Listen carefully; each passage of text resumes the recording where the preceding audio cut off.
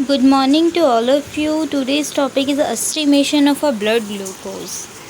Today's I am covered all the entire portion which include the different methods and the clinical significance and normal ranges.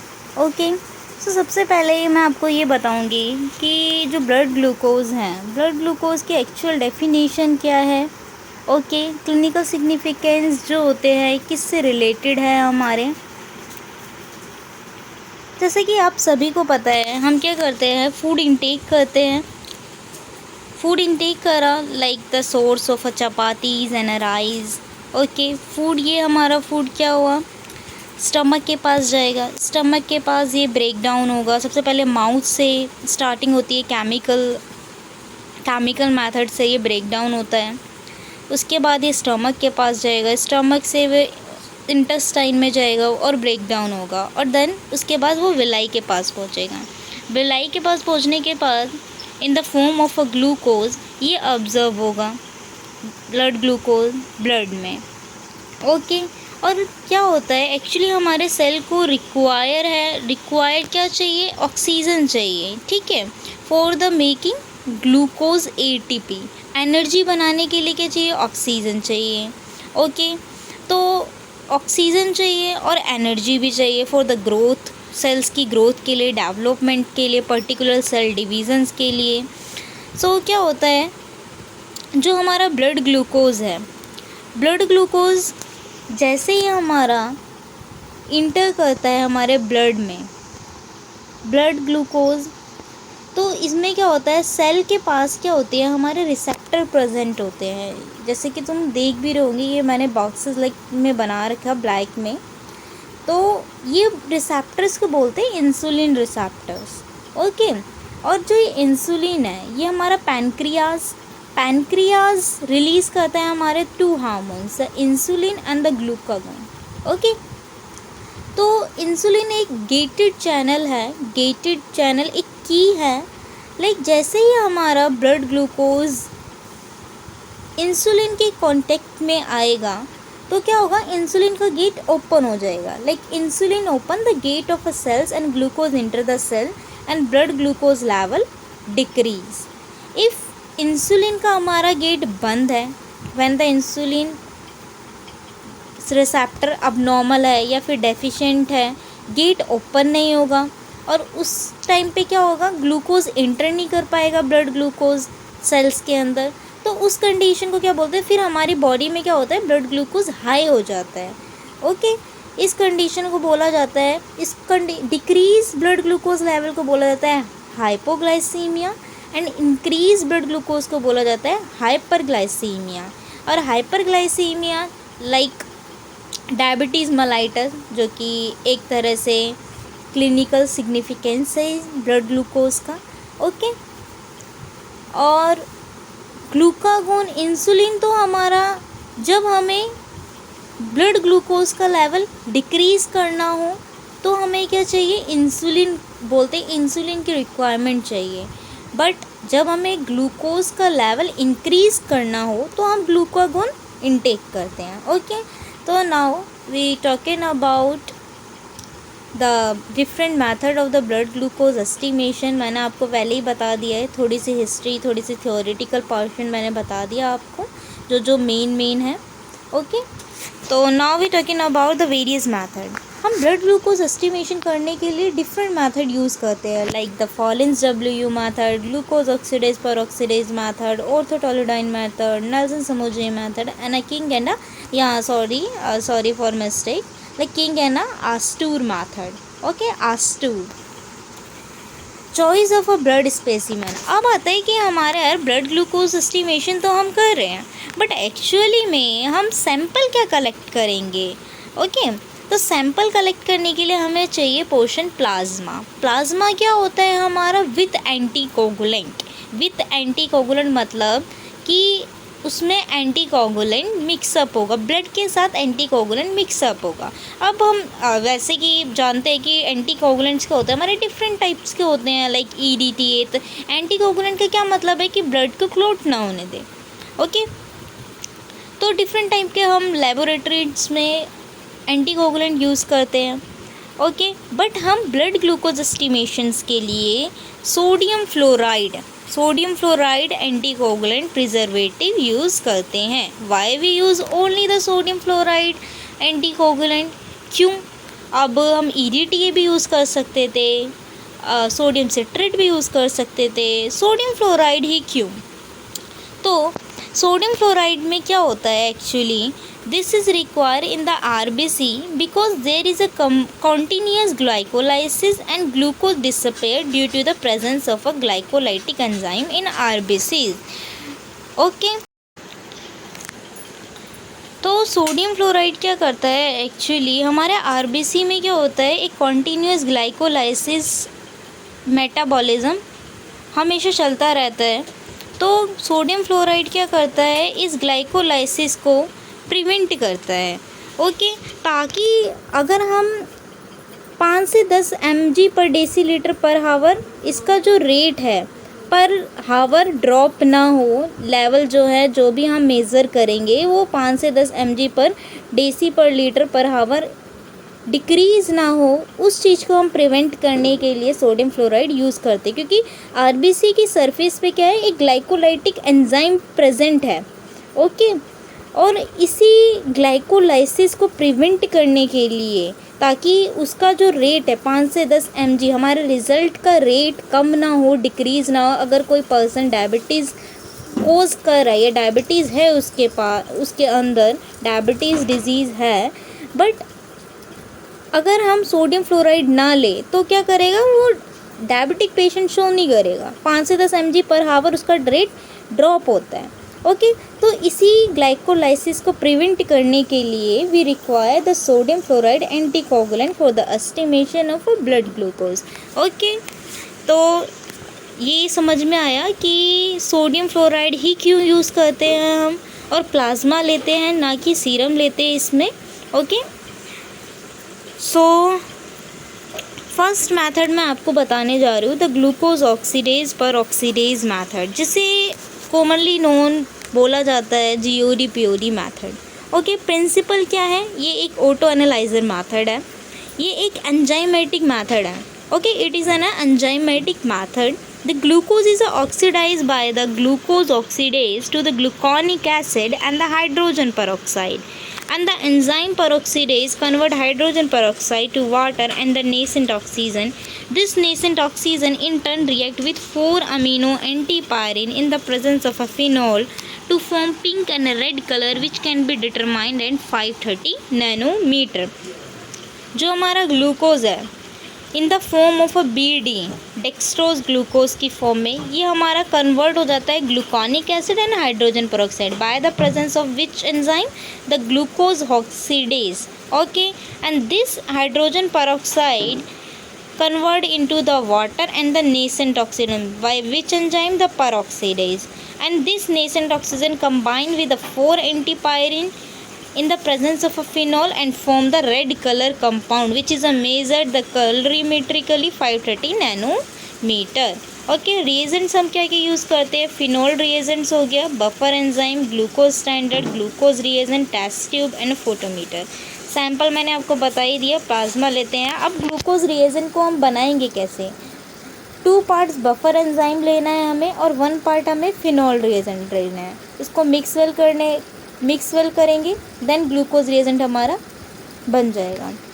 Procedure में क्या करते हैं, हम 3 test tube लेते हैं। Okay, जैसे मैंने ये आपको बताया, ब्लैंक, स्टैंडर्ड और टेस्ट। ओके, 3 टेस्ट ट्यूब लिए हमने। टेस्ट में हम क्या डालेंगे, 10 माइक्रोलीटर प्लाज्मा डालेंगे। 10 माइक्रोलीटर का मतलब क्या होगा, 1000 मतलब 1 ml होता है। आप पिपिट की मेज़र से 10 माइक्रोलीटर उसे कर देना, 1000 microlitre is equal to 1 ml। Okay, distil water हमारा ब्लैंक में डलेगा, ग्लूकोज स्टैंडर्ड 10 माइक्रोलीटर स्टैंडर्ड में डलेगा, और GOD-POD जो कि हमने मिक्स करके रिएजेंट बनाया था, सब में 1 ml मतलब 1000 माइक्रोलीटर सब में डलेगा। ओके, मिक्स वेल करने के बाद इंक्यूबेट करेंगे हम इसे 37 डिग्री सेंटीग्रेड फॉर 15 मिनट्स के लिए। उसके बाद हम अपनी रीडिंग चेक कर लेंगे एट 530 नैनोमीटर पे। कैलकुलेशन हम कैसे करते हैं, 80 AS मल्टीप्लाई 100, ये हमारे मैनुअल मेथड है। ओके, क्योंकि आजकल ऑटो एनालाइजर मेथड है तो रीडिंग तो अपने ऑटोमेटिक आ जाती है, बट बाय चांस मशीन हमारी फेल है तो हम ये मैनुअली मेथड लगाते हैं। ओके,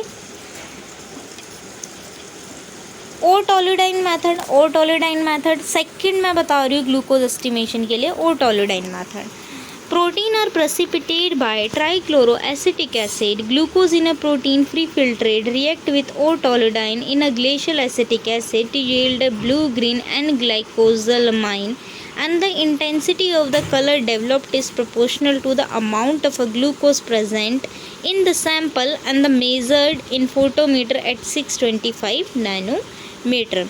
जो हमारे glucose protein free filtrate, actually इस ग्लूकोज एस्टिमेशन में हम क्या करते हैं, प्रोटीन फ्री फिल्ट्रेट बनाते हैं, PFF बनाते हैं। ओके, देन अगर हमारा ग्लूकोज उस PFF में प्रेजेंट है तो वो क्या करेगा, वो रिएक्ट कर जाएगा हमारे ओ टोलोडाइन रिएजेंट के साथ और क्या फॉर्म करेगा, blue, green and glucosamine form करेगा। और इस and glucosamine, the green and glucosamine की इंटेंसिटी को हम प्रोपोर्शनल मेजर्ड कर लेंगे 625 नैनोमीटर पे। इसके लिए हमारे रिएजेंट्स क्या हैं, O toluidine reagent, trichloroacetic acid, working standard glucose solution. जैसे कि मैंने आपको बताया है कि ओ टोलोडाइन मेथड में PFF की रिक्वायरमेंट है, PFF बनाना पड़ेगा पहले। तो सबसे पहले हम इसको डीप्रोटीनाइजेशन करते हैं। डीप्रोटीनाइजेशन मतलब protein free filtrate. Okay, to 0.5 ml blood and add 1.5 ml of 3% trichloroacetic acid. Mix slowly. Now add 3 ml of distilled water and mix well and keep aside for 10 minutes. या फिर हम सेंट्रीफ्यूज कर देंगे, filter into a clean test tube and PFF is a does obtain. इसके लिए भी same process, 3 test tube लेनी है हमें, blank, standard and a test. Mix the content, incubate 37 degree for 15 minute. कैसे कैसे हमें डालना है देखो, ब्लैंक स्टैंडर्ड टेस्ट, PFF डलेगा 10 माइक्रोलीटर टेस्ट में, ग्लूकोज स्टैंडर्ड डलेगा 10 माइक्रोलीटर स्टैंडर्ड में, डिस्टिल वाटर ब्लैंक में डलेगा, और टॉलरेंट रिएजेंट 1000 माइक्रोलीटर सब में डलेगा। सबको मिक्स कर लेंगे, इंक्यूबेट कर लेंगे, फिर वही प्रोसेस ऑडिट चेक कर लेंगे हम अपनी 625 नैनोमीटर पे। थर्ड जो हम करते हैं, glucose, the oral glucose tolerance test. What do you mean by the oral glucose tolerance test? It is a study of the capacity of the body for carbohydrate utilisation with the artificial load of glucose. मतलब एक तरह से ये study है कि जो हम artificial glucose intake करते हैं वो कितना हमारा यूटिलाइज कर रही है बॉडी, उसको ही बोला जाता है ग्लूकोज टॉलरेंस टेस्ट। ओके, ये जो करते हैं मेनली ड्यूरिंग प्रेगनेंसी के केस में, या past history of obesity, past history of miscarriage, family history of diabetes mellitus. Okay, ये हम डाउटफुल केसेस में करते हैं कि यार डायग्नोसिस डायबिटीज़ मेलाइटस की। ओके, इसमें क्या होता है, प्रोसीजर में हम क्या करते हैं, actually the patient is instructed to have a good carbohydrate diet for 3 days period to the test, and the patient is starved overnight 12-hour fasting condition। हम पेशेंट को क्या बोलते हैं कि 3 दिन पहले से ही उसको बोलते हैं कि हाँ भाई तू गुड कार्बोहाइड्रेट डाइट लेना स्टार्ट कर दो, एंड जिस दिन टेस्ट होना है उसके 12 आवर उसे कुछ नहीं खाना है, फास्टिंग कंडीशन में रहना है। Okay, in the morning A sample of a blood and A urine is collected in a fasting condition. जिस दिन उसे बुलाया जाएगा हॉस्पिटल में, उस दिन क्या करना है, उसका मॉर्निंग का सैंपल लेना है ब्लड का और यूरिन का सैंपल लेना है, वो भी फास्टिंग कंडीशन में। And then the patient is given glucose load 75 gram of a glucose in a glass of water. उसके बाद जैसे ही हमने फास्टिंग कंडीशन वाले सैंपल कलेक्ट कर लिए, उसके बाद हमें पेशेंट को 75 ग्लूकोज 1 लीटर वाटर में मिक्स करके उसको पीने के लिए बोलना है। Then the blood and a urine sample are collected at the interval of an half hour for the next 2.5 hour. फिर हाफ ऑफ इंटरवल पे उसकी रीडिंग चेक करनी है. हाफ ऑफ आवर पर क्या करना है, हमें सैंपल कलेक्ट करनी है, both the blood and urine after the 2.5 hour. Okay. Sugar in a blood sample is estimated. Benedict test is performed with the urine. और यूरिन के लिए हम क्या करेंगे, Benedict टेस्ट लगाएंगे. Okay. And a blood glucose level is estimated quantitatively in all the blood sample. A graph is plotted with the plasma glucose values in mg per deciliter on y-axis and a time in a minutes on the x-axis. Okay. उसके बाद हमें क्या करना है, एक graph plotted करना है, reading लेनी है. जो वाई एक्सिस पे क्या बताएगा, ब्लड ग्लूकोज की वैल्यू, और टाइम एक्स एक्सिस पे बताएगा. इंटरप्रिटेशन में क्या होता है हमारा, नॉर्मल जीटीटी. नॉर्मल जीटीटी का मतलब होता है fasting plasma glucose level is less than 110 mg per deciliter which rises to peak within 1 hour and not above 160 mg per deciliter. इसका मतलब क्या है कि नॉर्मल जीटीटी में क्या होता है, फास्टिंग सैंपल जो है, फास्टिंग प्लाज्मा, वो 110 mg पर डेसीलीटर से कम आएगा और उसकी पीक रेंज 1 घंटे में बढ़ जाएगी, लेकिन उसकी पीक रेंज 160 mg डेसीलीटर से ज़्यादा नहीं बढ़ेगी. Postprandial plasma glucose is not above, जो हम पीपी लेते हैं after the blood glucose after the glucose intake, not above 140 mg decilitre. Glucose is absent all the urine. जितने भी इंटरवल पे हमने यूरिन लिया था तो ग्लूकोज क्या होता है हमारा, अपसेंट होता है यूरिन में. ओके. जो कि हम टेस्ट करते हैं बेनेडिक्ट टेस्ट यूरिन के लिए. डायबिटिक जीटीटी में क्या होता है, a decrease glucose tolerance is seen in a diabetic patient. Fasting plasma blood glucose level will be above 126 mg per deciliter. A very high increase in a peak value and postprandial glucose level 2-hour glucose level will be above 200 mg per deciliter. इसमें क्या होता है हमारा, fasting blood glucose level जो है 126 mg से above चला जाता है और वेरी हाई पीक वैल्यू देता है, और पोस्टप्रांडियल जो है वो भी 200 mg से अबव चला जाता है. Okay. Urine sugar is detected in at least one of the urine sample. Impaired glucose tolerance. Impaired का मतलब वो कंडीशन जिसमें हमारा blood glucose the plasma glucose level is in between normal और डायबिटिक. ये क्या होता है हमारा, एक तरह से नॉर्मल और डायबिटिक के बीच की रेंज है, बीच के लेवल है. Fasting plasma glucose level is 110-126 mg per deciliter and the postprandial plasma glucose level is 140 and 200 mg per deciliter. In GTT, urine sugar may be present in some urine sample and these IGT individual may progress to diabetic patient. ओके. इसमें क्या होता है, urine sample में हमारा कुछ urine sample में sugar present दिखेगी. फोर्थ आता है इसकी इंटरप्रिटेशन में, lack type of tolerance. If the blood glucose reaches it highest level at 30 minutes and then falls below normal level at 60 to 90 minutes, then this is called as lag curve. lag curve का मतलब कि glucose level हमारा highest एकदम से 30 minute के अंदर highest level पे पहुंच जाएगा, बट फॉल्स बिलो और एकदम से ही बिलो हो जाएगा 60 to 90 मिनट्स में. इसी को बोला जाता है लैग कर्व, जो कि हमारा normal. This profile is due to the rapid glucose absorption followed by the burst of insulin production which overcompensates resulting in a hypoglycaemia.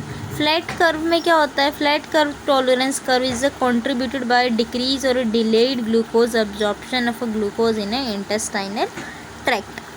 Renal glycosuria, this is the very important. The renal glycosuria GTT curve is a normal but one or more urine sample contain glucose. A rare condition in which too much of a simple sugar glucose is removed through the urine. Okay. In the people with renal glycosuria, glucose may be excreted in the urine despite normal or low level of glucose in a blood. This happens because of a defect in the tubular cells of a kidney that decrease the reabsorption of a glucose. Okay, इसमें क्या होता है, हमारा जो glucose है वो हमारा यूरिन्स के थ्रू एक्सक्रीट होता है। ओके, जो कि हमारे एक डिफेक्ट हो जाता है tubular cells of a kidney में, decrease reabsorption of a glucose. Then King's and Astor method. Another method is a fourth method is a King and Astor method. RBC in the blood sample are suspended in a isotonic copper sulfate solution to prevent their hemolysis and a leakage of a glutathione from them. Intact RBC are precipitated along with the protein by sodium tungstate solution. Glucose in a protein-free filtrate or heating in an alkaline medium in the changed into phosphomolybdenum is changed into the reducing sugar foam which reduce copper to form a precipitate of a cuprous oxide. The reduction of a cuprous to the copper is coupled with the phosphomolybdic acid which is converted into the molybdenum blue, giving color proportional to glucose level. It is a measured colorimetrically at 610 rpm, and through a reduction method this gives a nearest value.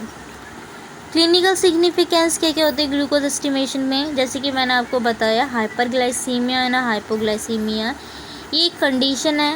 Any increase in a blood glucose level is called a hyperglycaemia. किस किस में दिखेगा ये हमारा, diabetes mellitus, hyperthyroidism, hyperpituitarism, pancreatitis. Hypoglycaemia decrease in a blood glucose level is called hypoglycaemia. Increase level of insulin, hypothyroidism, glycogen storage disease and starvation. Normal value क्या होती है, fasting जो होती है 70 से 110 होती है, पोस्ट प्रेंडियल 110 से 140 होती है, रैंडम में 70 से 140 mg पर decilitre. If you like this channel please support me and share, और कोई भी डाउट्स हो please comment me. Thank you.